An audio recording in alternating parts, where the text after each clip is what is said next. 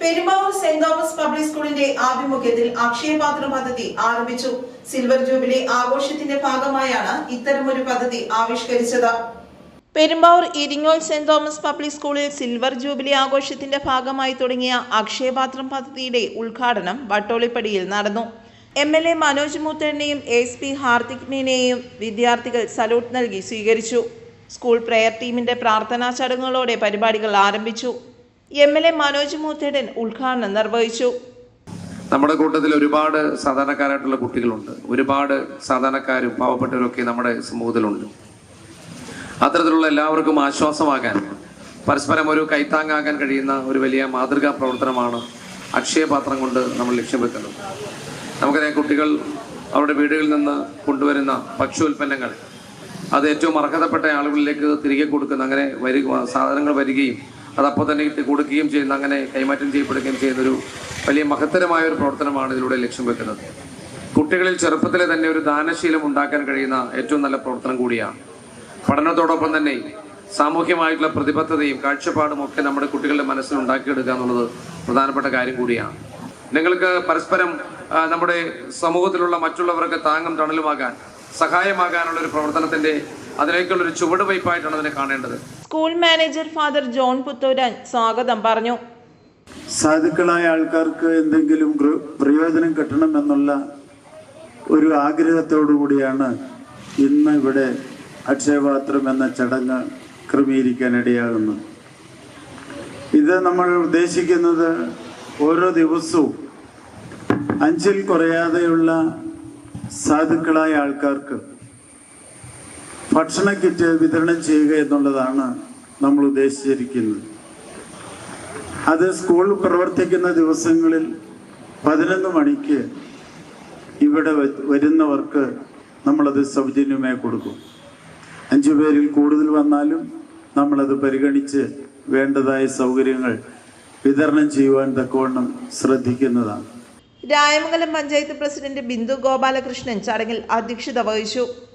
ഇന്ന് ഇവിടെ നൽകുന്ന അക്ഷയപാത്രം വളരെ ത്യാഗത്തിൻ്റെയും അതുപോലെ തന്നെ സ്നേഹത്തിൻ്റെയും ഒരു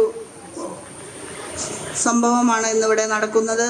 ആ അക്ഷയപാത്രത്തിൽ നമുക്കറിയാം, ചാരിറ്റി പ്രവർത്തനമൊക്കെ നടത്തുന്ന നമ്മുടെ സെന്റ് തോമസ് പബ്ലിക് സ്കൂൾ വളരെ അടുക്കും ചിട്ടയോടും കൂടിയുള്ള ഒരു പ്രവർത്തനമാണ് ഇവിടെ കാണാൻ സാധിക്കുന്നത്. SP ഹാർദിക് മീന മുഖ്യ അതിഥിയായി. Earth is having life only because of our environment and because of our atmosphere. It evolved from a hot molten planet. Earth evolved into a pleasant planet, and you must have seen various movies, Project Hail Mary, Interstellar. So all these things we have seen that there are alien life forms, but that is fictional. Till now we don't have any evidence of aliens. There are some documentaries like Area 51 documentary where something like that is there, but till now only Earth, only we are living, we are alone in the galaxy.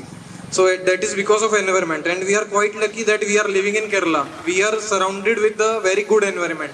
Ward member Mary Paulose, മുൻ ward member Kurian Paul എന്നിവർ ആശംസകൾ നേർന്നു.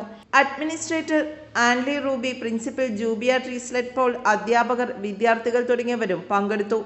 I'm indeed proud to stand in front of you with this great project that we have initiated, which will be lasting for the whole year.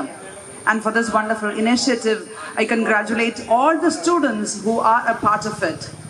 School as a whole, which includes students, parents, teachers, all staff members. It is not just one person.